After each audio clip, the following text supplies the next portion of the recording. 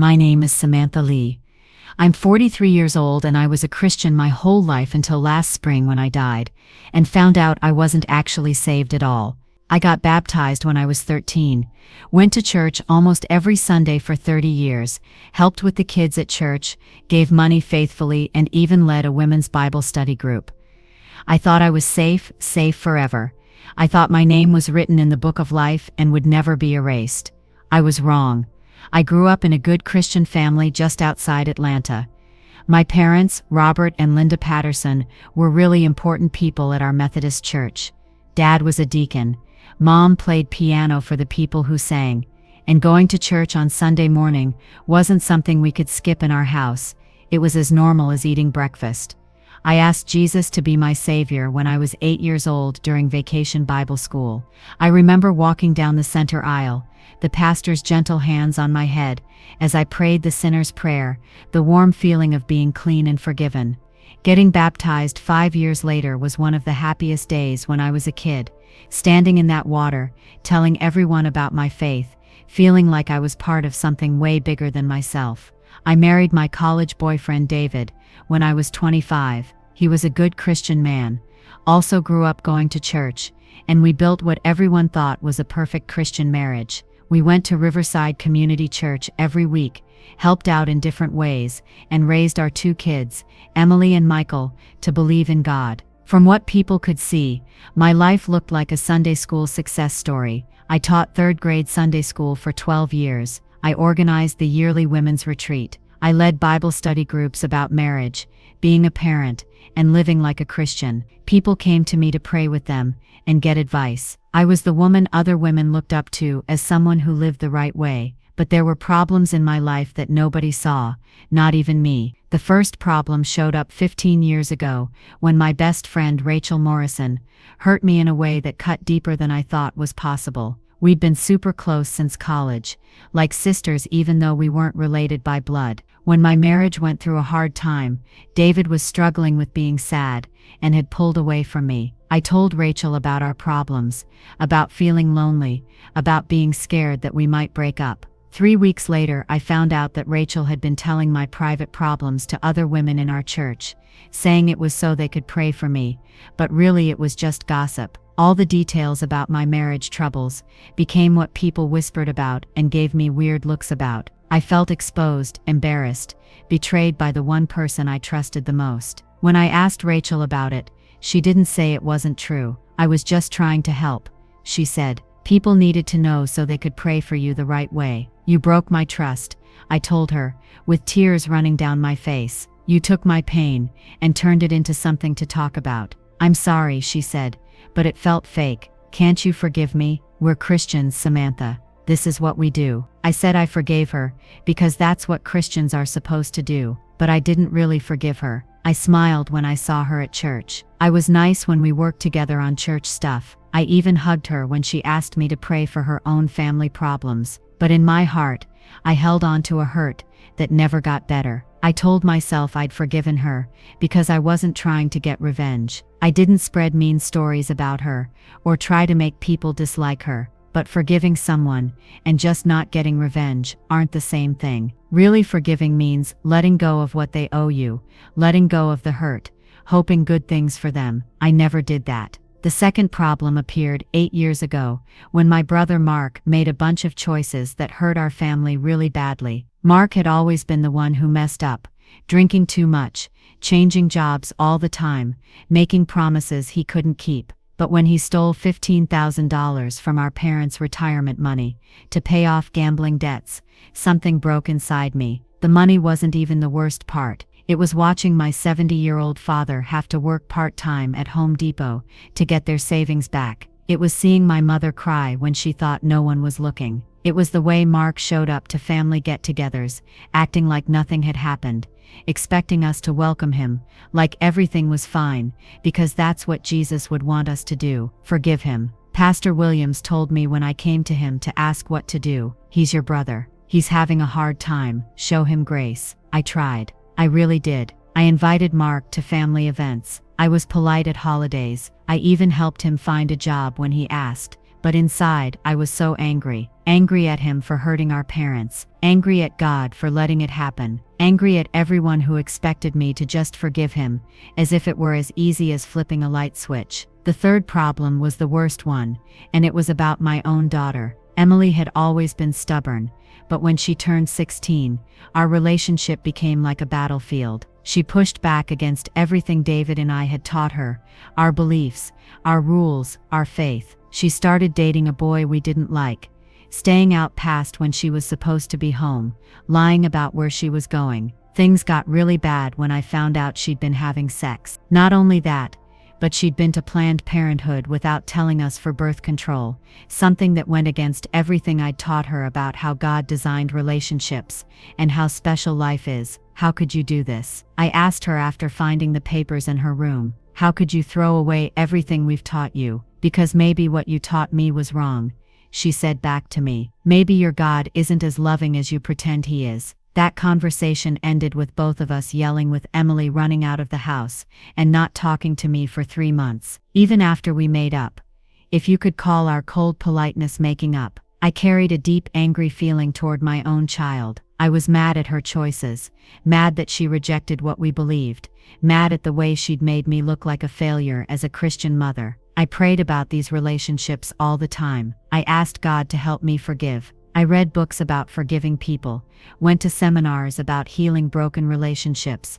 memorized Bible verses about letting go of being bitter. But the anger stayed there, buried deep but very much alive. The weird thing is that my bitterness made me look better at being a Christian. I got more involved in church stuff, more serious about Bible study, more excited about looking like the godly woman I thought I was. I was trying to make up for what I knew was missing in my heart by being extra religious on the outside. Samantha is such a godly woman, people would say. Look how well she handles difficult people. If only they knew how badly I was handling them in my heart. Last spring, I was leading a women's Bible study about forgiving people. It was pretty ironic since I wasn't living what I was teaching, but I'd gotten really good at teaching truths I wasn't actually doing. We were studying Matthew 6 verses 14 and 15. If you forgive other people when they do wrong things to you, your heavenly Father will also forgive you. But if you do not forgive others when they do wrong things,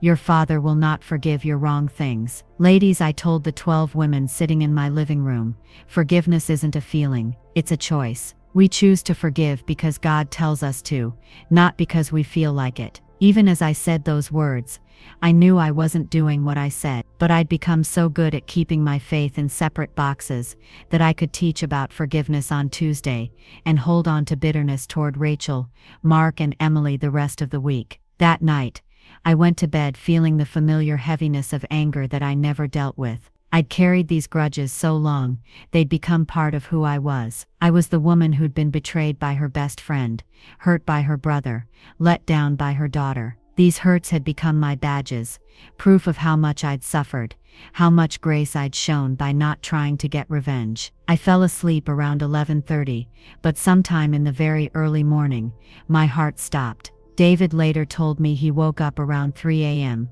feeling something was wrong. He found me passed out, not breathing, with no heartbeat. The ambulance workers tried to save me for 12 minutes before they got a heartbeat back. But I wasn't in my bedroom when my heart stopped. I was somewhere else completely. The first thing I noticed was the quiet. Not just no sound, but this perfect stillness. I was standing in a huge space that wasn't quite light and wasn't quite dark, but something beyond both. I felt exposed in a way I'd never felt before, not physically naked, but spiritually uncovered. Every mask I'd ever worn was gone. Every fake thing had been stripped away. That's when I saw him. Jesus was walking toward me, and he looked nothing like the gentle shepherd from the pretty windows at church. He was shining with holiness, blazing with righteousness, scary and beautiful at the same time. His eyes held the depth of forever, and when he looked at me, I felt the full weight of my sin, in a way I'd never felt during all my years of going to church. I fell to my knees, shaking, not from being scared, but from finally understanding. This was the holy God I'd been casually coming to for decades, the righteous judge I'd been treating like a cosmic Santa Claus. "Samantha," he said, and my name carried the weight of complete truth. Lord, I whispered, because I finally understood what that word really meant. You called me Lord, he said, but your heart was far away from me. Before I could argue, before I could list all my good works and faithful church attendance, and decades of Christian service, he lifted his hand and showed me a vision that broke every belief I'd held about being saved. I saw millions of people, and I knew right away they were Christians. They were singing worship songs, lifting their hands in praise, preaching sermons, posting Bible verses on social media, helping out at church. They looked like believers, sounded like believers, acted like believers. But as I watched, the ground under them started to break apart. One by one they were falling, not into fire and flames,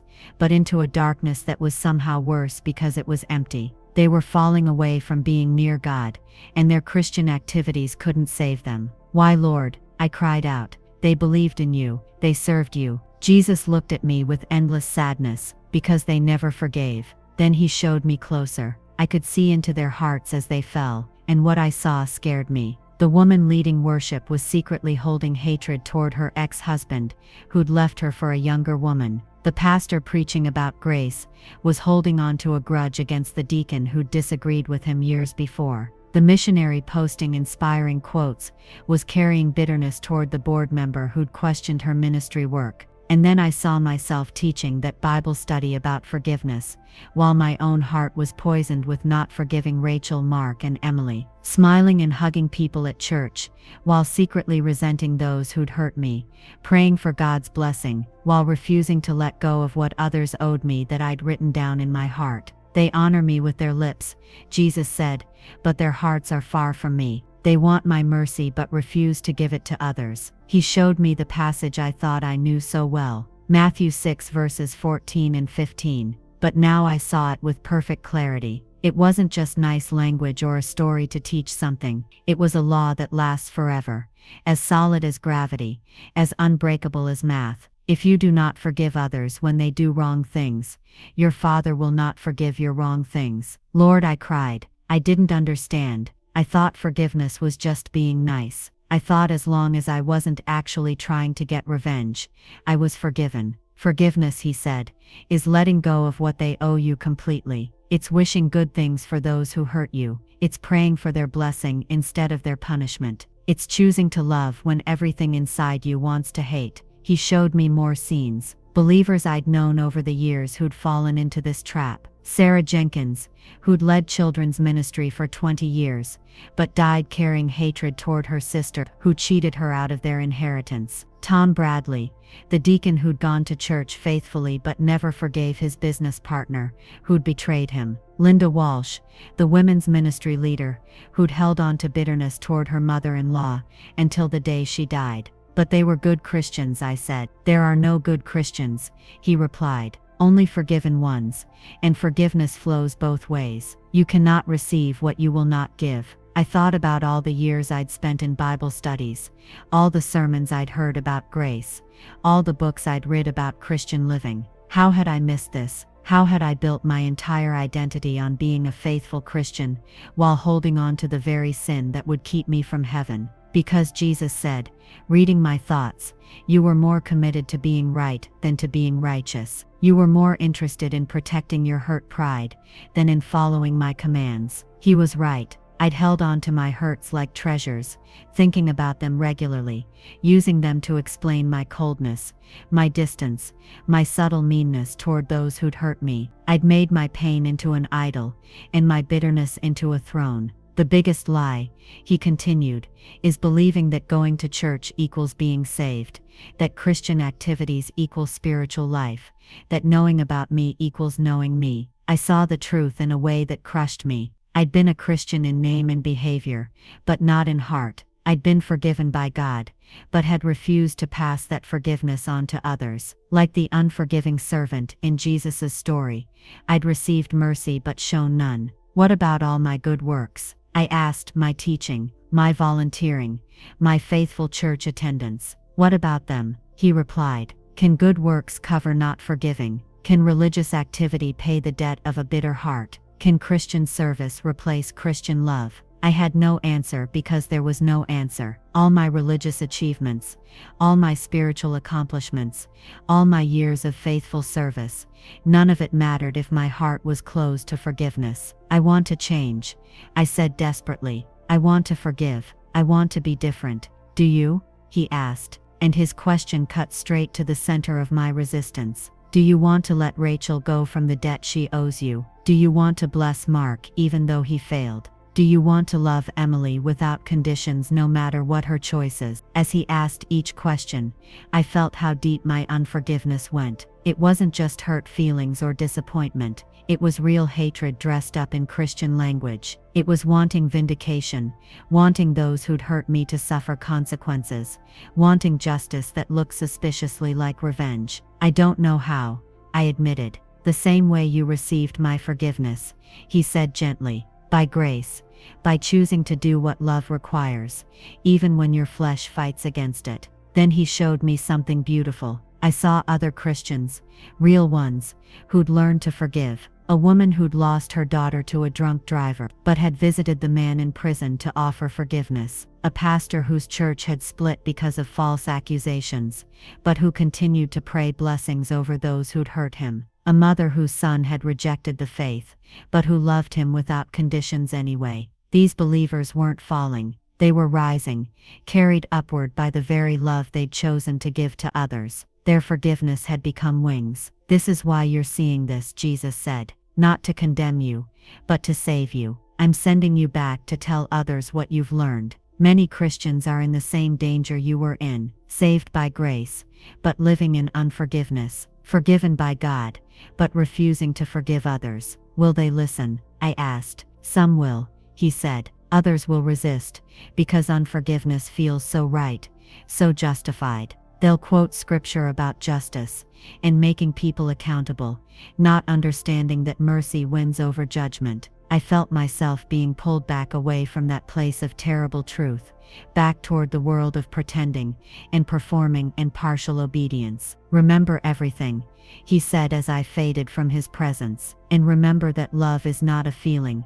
it's a choice. Forgiveness is not forgetting, it's letting go, and my grace is enough for whatever you cannot do in your own strength. I woke up gasping in the heart unit at Emory Hospital, surrounded by machines and medical staff, and David's terrified face. The doctors called it a miracle. 12 minutes without oxygen should have caused serious brain damage, but I was completely fine. You were gone, David said, crying as he held my hand. Your heart just stopped. The doctors don't know why. I know why, I said quietly. God had something to show me. Over the next few days, as I got better physically, I began the much harder work of getting better spiritually. I had to face the truth about my heart, see that under all my Christian activity was a center of unforgiveness that had been poisoning my relationship with God for years. The first step was admitting it to David. I told him about my vision, about what Jesus had shown me, about the unforgiveness I'd been carrying toward Rachel, Mark, and Emily. I had no idea,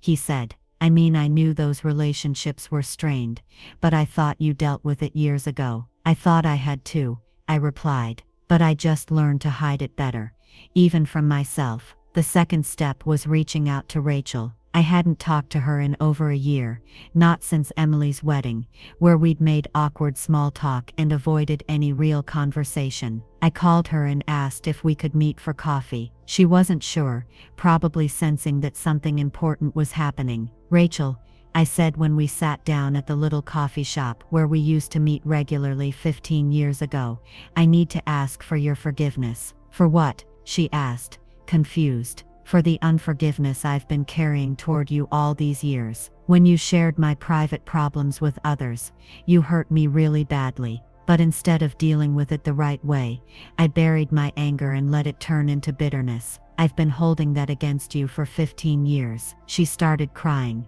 Samantha, I felt bad about that every single day since it happened. I was wrong, and I've wanted to make it right, but I didn't know how. You don't need to make it right, I said. I'm letting you go from that debt. I'm choosing to forgive you completely, and I'm asking you to forgive me for the coldness you felt from me all these years." We both cried, and for the first time in 15 years, I felt really free from the burden I'd been carrying. More than that, I felt love for Rachel again, not the required Christian politeness I'd been showing her, but real affection for the woman who'd once been my closest friend. The conversation with Mark was harder. I called him and asked him to come over, and when he walked into my living room, I could see the defensiveness in how he stood. He was expecting another lecture about responsibility and consequences. "Mark," I said, "I almost died last week, and God showed me something I need to share with you. I've been angry with you for 8 years about the money you took from Mom and Dad. I've been holding that against you, and I need you to know that I'm letting you go from that debt completely." He stared at me in shock. "Samantha, what I did was wrong. I hurt them. I hurt the whole family." "Yes, you did," I said, "but that's between you and God now. I forgive you completely. More than that, I want to ask for your forgiveness for the coldness you felt from me, for the way I've treated you like a criminal instead of my brother." Mark broke down crying. "I felt so ashamed, so cut off from the family. I thought you all hated me." "I did hate what you did," I said honestly, "but I don't hate you. I love you, and I want our relationship to be healed." The hardest conversation was with Emily. She was 28 now, married with a 2-year-old daughter of her own, and our relationship had never fully gotten better from those teenage years. We were polite but distant, loving but careful. I drove to her house and asked if we could talk privately while her husband took their daughter to the park. "Emily," I began, "I need to tell you about something that happened to me in the hospital, and I need to ask for your forgiveness." I told her about my experience with Jesus, about learning the truth about not forgiving, about how I'd been carrying resentment toward her for over 10 years. "Mom," she said quietly, "I always felt like you were disappointed in me, like I could never be good enough to be what you wanted me to be." "You were right," I said, with tears streaming down my face. "I was disappointed, and I let that disappointment turn into judging you and being cold. I've been punishing you for choices you made as a teenager, and that was wrong. I'm asking you to forgive me." "Of course, I forgive you," she said, and we held each other and cried together in a way we hadn't since she was a little girl. "Emily," I said, "I want you to know that I love you exactly as you are. I'm proud of the woman you've become, the mother you are, the person God created you to be. I'm sorry it took me so long to say that." Those 3 conversations changed everything. Not just my relationships with Rachel, Mark, and Emily, but my entire understanding of what it means to follow Jesus. I realized I'd been playing Christian rather than being one, pretending to have faith rather than living it. I stepped down from teaching Bible study, not permanently, but until I could learn to live the truths I'd been teaching. I spent months praying, reading scripture, in the painful process of looking at my heart for other areas of unforgiveness I'd missed. I found them. Resentment toward a former pastor who'd hurt my feelings, bitterness toward a neighbor who'd been mean about our lawn, anger toward a coworker who'd gotten a promotion I thought I deserved, small hurts that I'd turned into grudges, tiny wounds that I'd allowed to get infected. One by one, I dealt with them. Some needed phone calls or meetings. Others just needed letting people go in my heart and praying for their blessing. All of them needed killing my selfish desires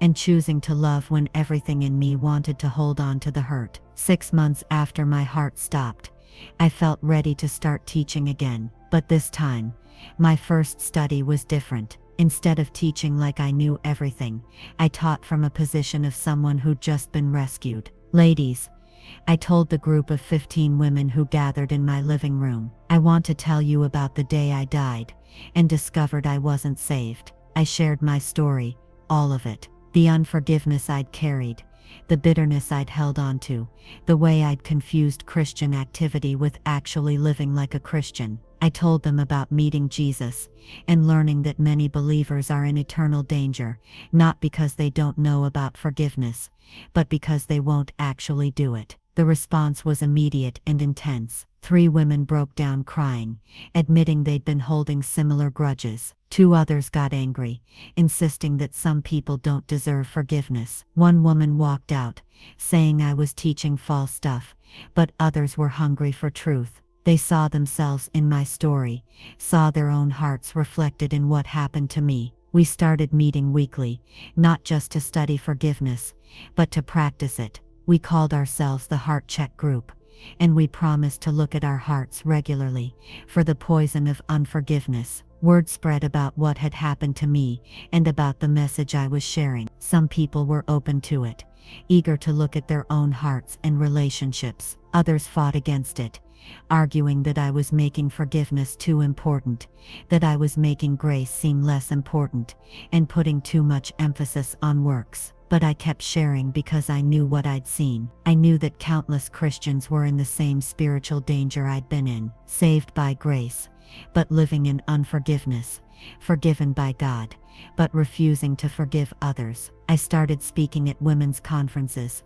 sharing my story, and challenging believers to look at their hearts. The message wasn't popular with everyone. Some conference organizers stopped inviting me, saying my message was too confrontational, too negative, but the results were undeniable. Everywhere I spoke, people were making up with family members they hadn't talked to, forgiving old hurts, letting go of grudges they'd carried for years. Marriages were healed, families brought back together, friendships renewed. Pastor Williams, who told me to forgive Mark years earlier, came up to me after I shared my testimony at our church. "Samantha," he said, "I've been preaching about forgiveness for 25 years, but I don't think I've ever understood it the way you do now. What happened to you has challenged me to look at my own heart." He was right to feel challenged. Over the next months, he began preaching differently about forgiveness, not as a nice Christian idea, but as something that matters for eternity. He started counseling people differently too,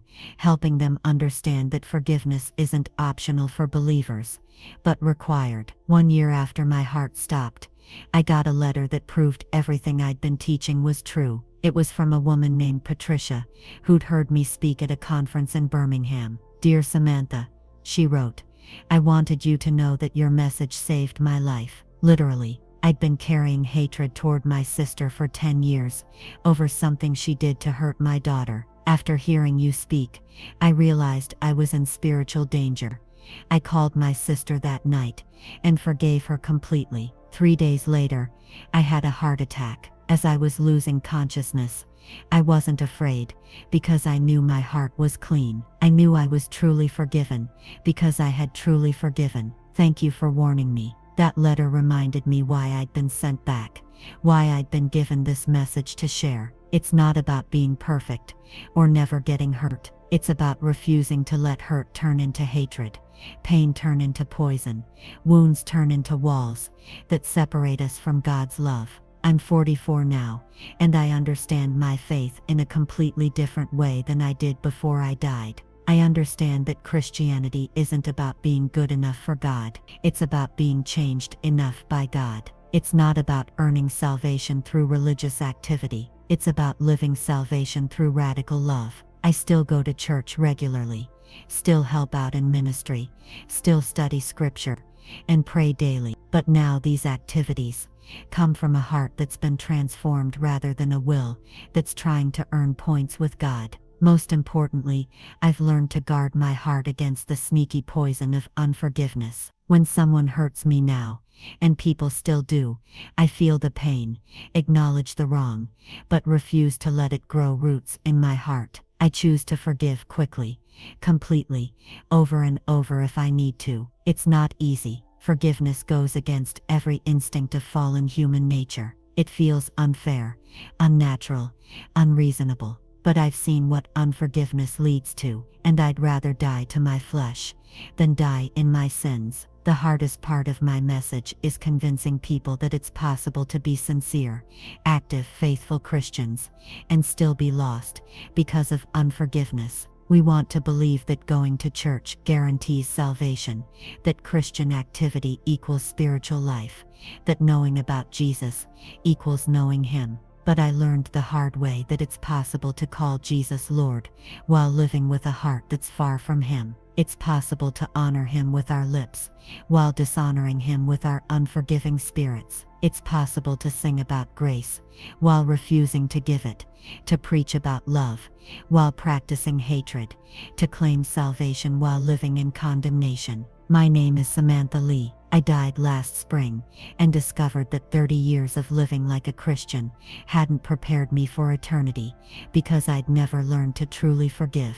I came back to warn other believers that the greatest danger to our salvation isn't outside the church. The danger is inside our own hearts, because Jesus made it clear, if we do not forgive others when they do wrong things to us, our Father will not forgive our wrong things. It's not symbolic. It's not just a story. It's eternal law. The question isn't whether you're a good Christian. The question is whether you're a forgiving one. Because in the end, that might be the only thing that matters.